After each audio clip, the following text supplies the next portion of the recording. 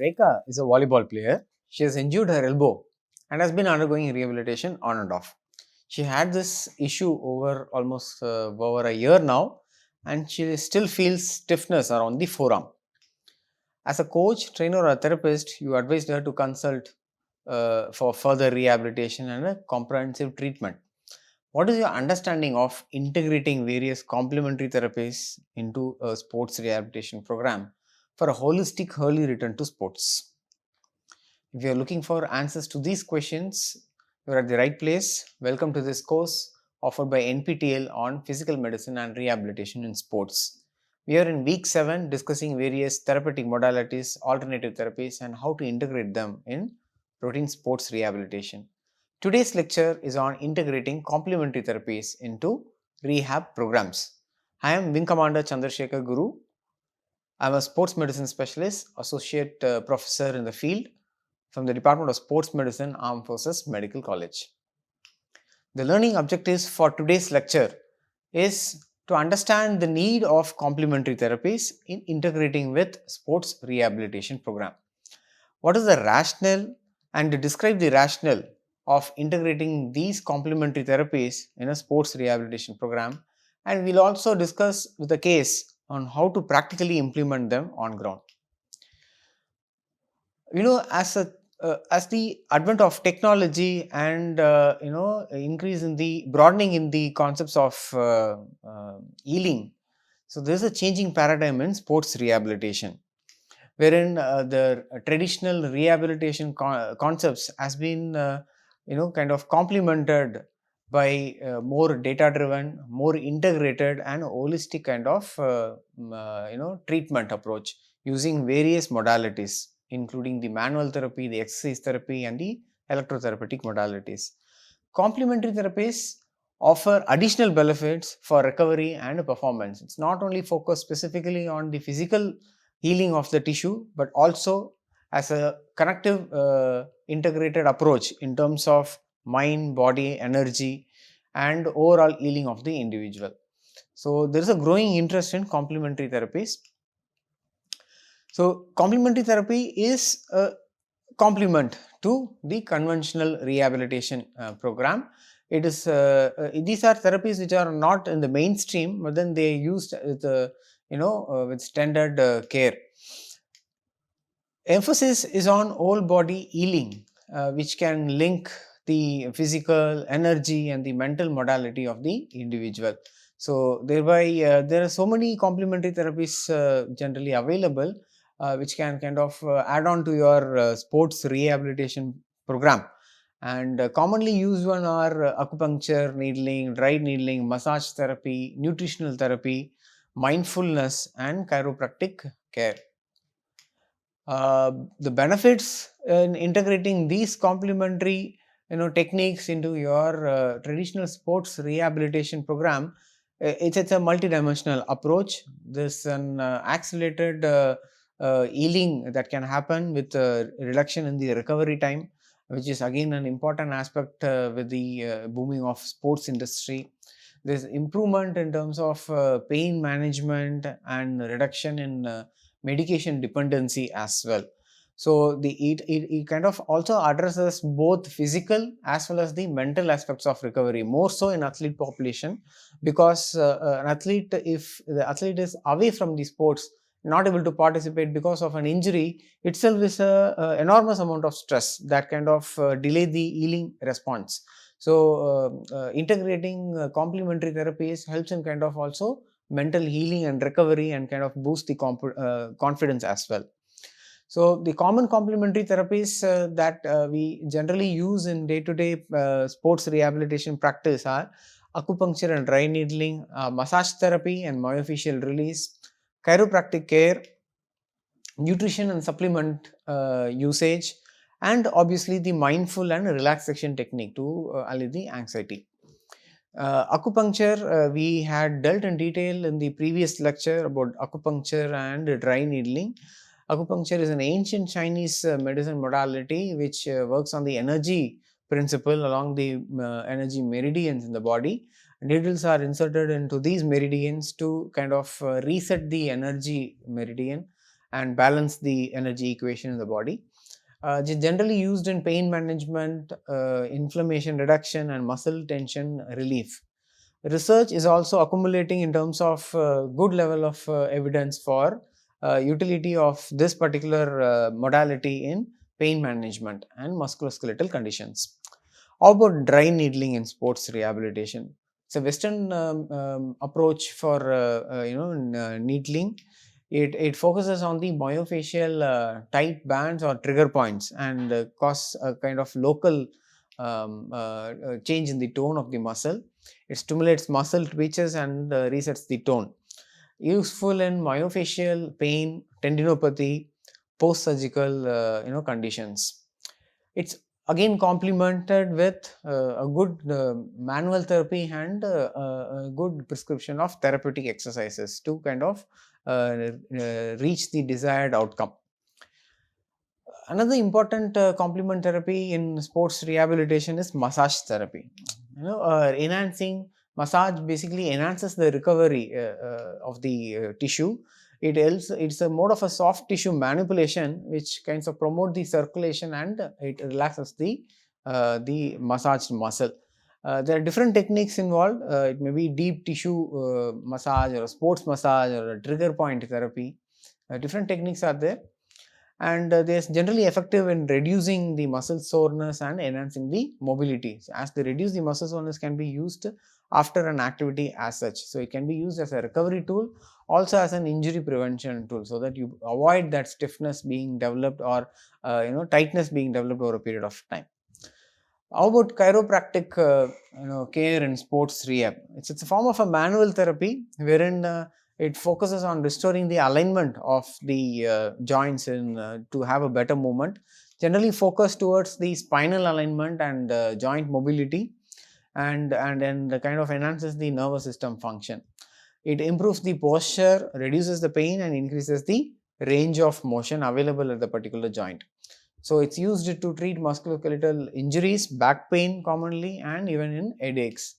So it is a complement. It can be complemented by adding kind of better movement drills post chiropractic care, and kind of helping the individual to have a better muscle strengthening and muscle education programs. Nutrition therapy is an essential part of complementary therapy, I would say. Generally, it is important that body has to be fueled, right, for optimal healing.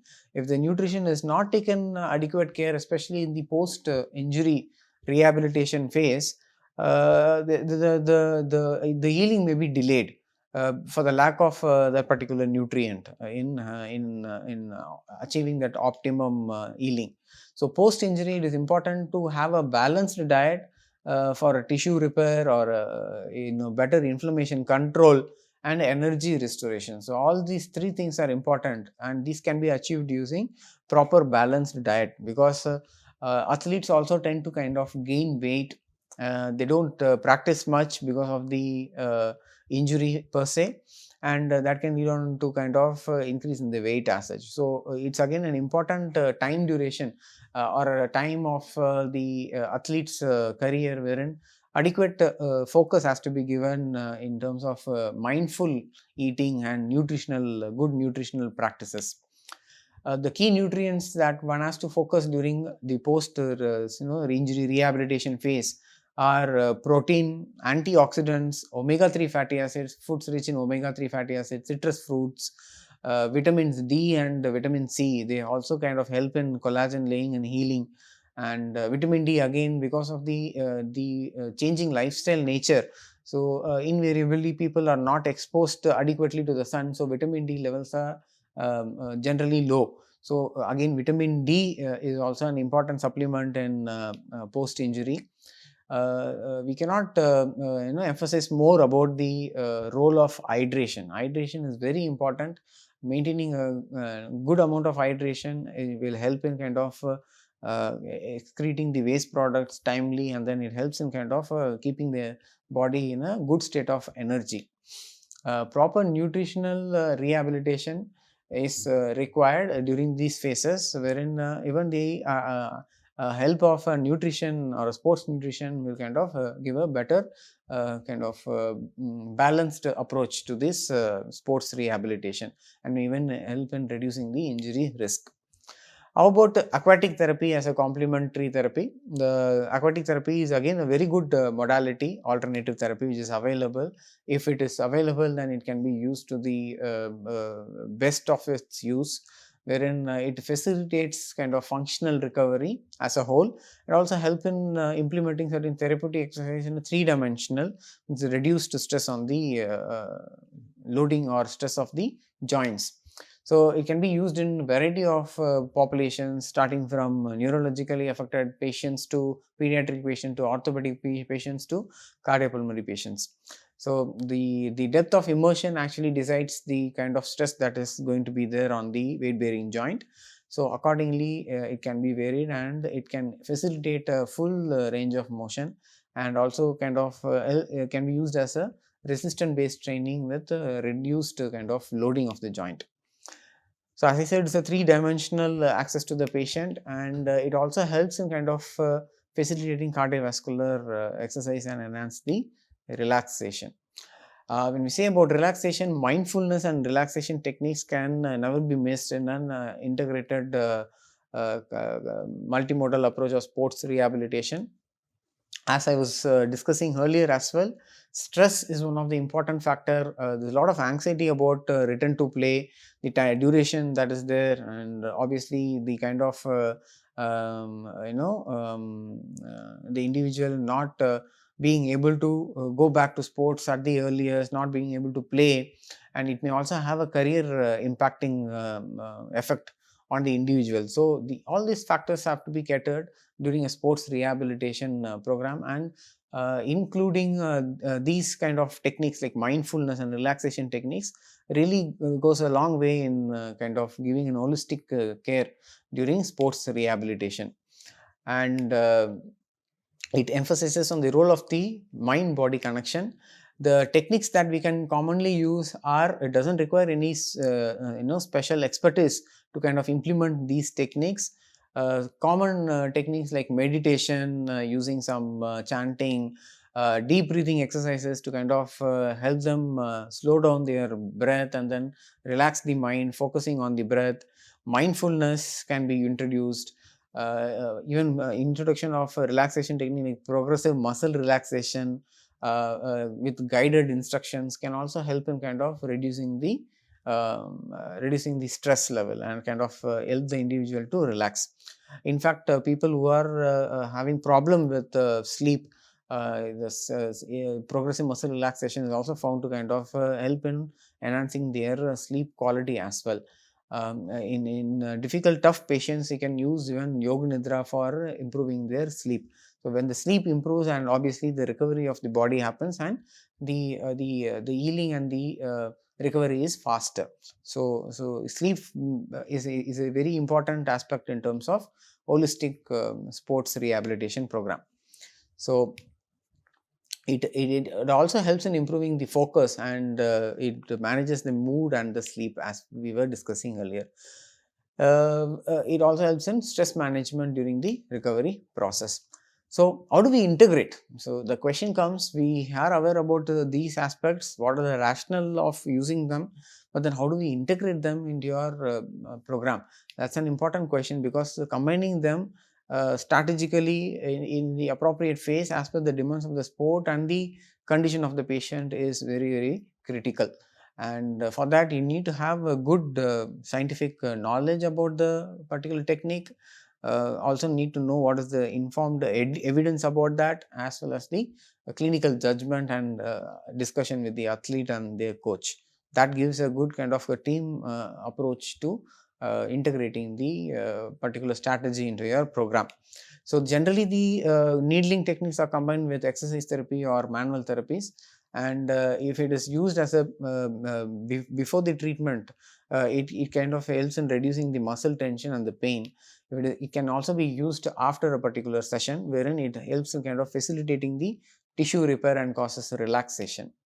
It can be integrated with stretching exercise or strengthening exercise. It depends on the phase of rehab and what is the goal of that particular phase. How do you integrate massage therapy in sports rehabilitation? It can be used as a post recovery session after a therapeutic exercise session. It enhances the tissue flexibility and improves the blood flow, so it also helps in the kind of recovery of that particular region. Timing is generally used post workout or post treatment session. Benefits are it reduces the soreness, uh, it accelerates the recovery and improves muscle flexibility. It definitely has a role in injury prevention. It increases the blood flow and reduces the risk of muscle strains and stiffness. So, how do we integrate relaxation techniques? Relaxation techniques, as we've been discussing, it's important to integrate them in your sports rehabilitation. In fact, periodized mental training sessions kind of has been found to improve the confidence and reduce the anxiety level. And it also, in fact, over a period of time in those rehab sessions which require kind of, especially post surgical, which require an extended rehab program, there the adherence is an important factor. So adherence can be improved if you have a planned structured relaxation technique in your program. And techniques generally used are guided breathing techniques. You can use deep breathing exercises, you can use guided meditation techniques also. The impact is that it reduces the anxiety, pain perception, so the individual is more motivated to kind of be compliant with the program, and it also helps in better recovery as well. It complements the other treatment, so it's more of a mental target to have a physical effect. So it's a very good modality to be introduced, which kind of address the mind body connection. It helps in mental recovery faster. So when you are recovering mentally faster, the physical recovery is also kind of complemented, and it helps in prolonged injuries, as we discussed, in individuals who require prolonged rehabilitation in certain injuries. In such individual, it is of much use. Let's come back to the case. So Rekha, volleyball player, she had injured her elbow and it is lasting for over a year now. Is on and off rehabilitation, and she has some stiffness around the forearm. So, as a student of this particular course, the participant, now what is your take on integrating various complement therapies that you have come across in kind of into the sports rehab program? So, let's analyze this particular case. So, volleyball player, 1-year-old problem to the injury of the elbow, soreness is there. So, let's analyze the sport demand. So, volleyball player, the demand is on the shoulder and elbow because of the overhead nature of the game. Targeted assessment has to be done to know what is the deficit, what is the impairment, and you need to compare with the symmetry of the other side to see what is the level of impairment, how is the magnitude of the problem. So for that, assessment has to be done. Assessment will start from assessing the range of motion of the shoulder, of the elbow, and scapular movement, which is again important for a overhead sport. Joint structure, specifically, how's the kind of structure of the joint, the capsular level, capsules around the joint, about the ligaments around the joint, what is the status, laxity status. You need to also check the soft tissue around the joint. Is there any kind of tightness or taut bands that could be palpated from the insertion points near the joints? Or how about the muscle length? How much is there any shortening of any particular muscle which is leading to kind of reduction in the range of motion, decreasing the flexibility? Or is there any reduction in the strength because of the long standing myofascial problem? After assessment, you get to come to a conclusion, or roughly you can pinpoint the cause which would be the which would have led to the particular problem. So integrating various available complementary therapy and aligning that to the phase of the sports rehab is very important as per the analysis. So the sports demand is that it's an overhead sports. Volleyball, biomechanical demand. So this is the analysis as per the sports. athletic profile is a old injury, 1 year old, on and off recurrent. So obviously you need to also have a long-term re-injury prevention program included in this particular case. And the history or detail about the individual's previous rehab program is also give you an idea why the individual was on and off the rehab program, what are the various factors that are playing, maybe not much to do with the physical aspect, maybe much to do with the mental aspect. So it also requires an in-depth assessment of what is the reason could be. So in such cases, then you will have to also have a counseling session, maybe seek help of a sports psychologist who can kind of get into the deeper aspects of various underlying problems. So that will also give you an idea why the individual is on and off the program, maybe some external pressure or internal pressure that needs to be analyzed. Another important aspect when you say if it is a long-standing problem, the first thing that will come to my mind is also about the technique. What is the technique of the individual? How good the individual is following as per the position played in the sport. So assessment of the technique is again an important aspect. For this, you need to actually collaborate with the coach or a biomechanist, and if expertise are available, if resources are available, probably a motion analysis of that particular thing has to be done, and then have to be compared to get to know about the kinematic data and the kinetics data of the particular individual. It also need to be compared with the other side, symmetry. What is the kind of asymmetry, if at all it is there? What about the mobility aspect of it? You can do a functional movement screen to check about the shoulder mobility, how the scapula is moving, whether is there any dyskinesia in terms of the opposite shoulder.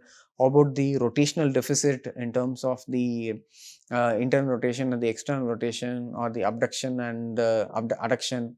What about the strength of the muscle that is kind of important in kind of decelerating the movement of the shoulder? So these aspects have to be considered when you are planning for complementary therapy. The biomechanical compensation obviously plays an important aspect, wherein because of the long-standing nature of this particular problems, say last 1 year the individual is having, so that means there would have been definite biomechanical compensation would have happened in the proximal joint or and the other surrounding joints. So it is important to also focus on this, and obviously as we discussed, technique assessment is again an important aspect. With all this inputs that you have and kind of analysis done, now for the pain modulation we can use dry needling. Dry needling would be a suitable thing because you will be able to identify the anatomical plane which is responsible for kind of causing the biomechanical alterations that are there. So try to address that dry needling aspect, the tightness there around the elbow. So it may be a ulnar collateral ligament which is kind of causing problem, or it may be a tennis elbow problem with the common or a golfer's elbow problem where the common extensor or a common flexor tendinopathy is there. So the dry needling on to this targeted region can kind of modulate the pain.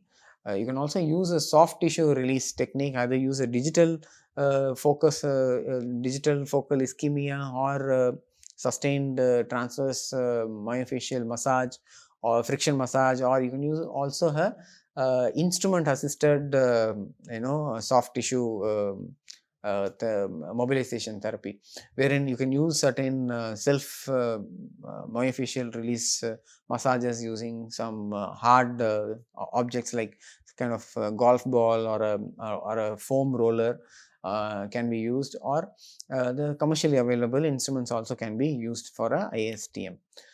Electrotherapy modalities, yes, definitely they have a role to play. This is a chronic problem. So chronic problem, you wanted pain modulation. For pain modulation, you can use more probably this particular condition would be related to soft tissue problem because of the biomechanical alteration. So in that case, TENS is a very good modality where it can kind of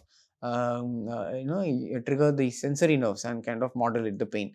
So modulating the pain also kind of boosts the individual's confidence to kind of continue with the exercise therapy as well. So that also is a key point that one has to take with the previous discontinuity or irregularity in the rehabilitation adherence. Healing and recovery, again we can use complementary therapies in kind of healing and recovery, because this individual definitely has a problem with the mind body connection because of frequent irregularity, as well as lack of adherence to the thing, and persistent of a condition for a long period as such also will affect your pain threshold and your confidence level and the anxiety level. So this is again an important aspect. Starting with an electrotherapy, we can use an ultrasound therapy mainly to kind of induce a pulsed mode, if superficial with non-thermal effort can kind of help in reinitiating the inflammation process, kind of help in cellular growth and transmission of the ions, and that can help in kind of better healing aspect. So ultrasound therapy can be used for pain relief. In addition, with ultrasound therapy, you can use an diclofenac gel or a pain gel superficially, topically. So instead of ultrasound gel, that can also give some pain relief as well using phonophoresis technique. Therapeutic exercises, that would be the mainstay of treatment, because if at all, if any of this modality can give you a permanent kind of cure to this particular condition, it would be therapeutic exercise correcting the problem. So that is very important. So that will be first focused on increasing the range of motion. So when we assess the range, obviously we look at the range of motion at the elbow and at the shoulder. So that needs to be addressed. The range of motion should be full. Subsequently, the resistant training during the full range of motion has to be added, so that adequate resistant strengthening is also there with the muscle surrounding the particular joint. Progressive muscle relaxation, I would definitely advocate this, because here the individual may have anxiety problems. So even documenting that anxiety using certain validated scales also can kind of give an idea what is the level of anxiety level. It may be somatic anxiety or a cognitive anxiety. So that can be kind of recorded. So that also can be monitored, and then this can be one of the measures, objective measure, whether it is improving or progressing or deteriorating. That can be measured. Yoga nidra again can be a good this thing. For that, you need to assess the sleep quality of that individual. Maybe possibly using a sleep diary, we can get the individual's what is the sleep pattern, and that kind of help us to institute a proper recovery or a sleep inducing technique as well. So that can be a very good modality in this case. We also need to look at the mind body healing and the connection. So it's important to kind of promote that by using aquatic therapy with therapeutic exercises. That kind of is a good way of loading the joint, as well as kind of improving the confidence level in the patient. Nutrition therapy is not to be left behind, because in all those conditions where chronic conditions where it's lasting for several months, have to be evaluated in detail. So systematic problem would be a reason. There may be even deficiency of certain nutrition like vitamin D, or say other any other vitamin. Maybe a dietary this thing also will be there, preference of the individual. So that also needs to be considered. If an individual is a vegetarian, probably there is a decreased intake of a certain vitamin, or preference to a particular food item and not preference to a particular food item. So that needs to be considered. Proper nutritional profiling and counseling, yeah, and accordingly kind of instituting the rectification measures is very important in this particular case. And last but not least, it is not complete if you don't address and check for the technique aspect of it. So biomechanical technique correction, as well as look for the biomechanical alterations that would have happened, because during the course of 1 year there would have been other alterations that would have happened, compensations in the other joints. So that needs to be addressed. So When we are integrating these kind of complementary therapy in our traditional sports rehabilitation program, certain best practices are recommended to have a kind of holistic rehab plan. It's better to always kind of go back to literature and try to get what is the latest added evidence on a particular complementary therapy, because every day there are a lot of studies being done and new findings are being added to the literature. It's important for one to be up to date with the evidence based information that is available, and include this in your kind of armory, so that with your clinical judgment and with the athlete's need, so the appropriate practice can be instituted. Even if it is a team approach, so obviously with your associated colleagues, this needs to be kind of training and kind of expertise has to be developed over a period of time. The capacity building will help in kind of promoting this. Tailoring the therapy again to the individual need, specific to the sport, specific to the rehab phase, also gives a very good approach and outlook to the overall rehab program. To summarize, changing the paradigm of sports rehabilitation requires more inclusive multimodal approach, and it is integrated with a data based holistic approach, and that is found to yield a better outcome. Integration is based on scientific rationale and evidence, and based on the patient needs.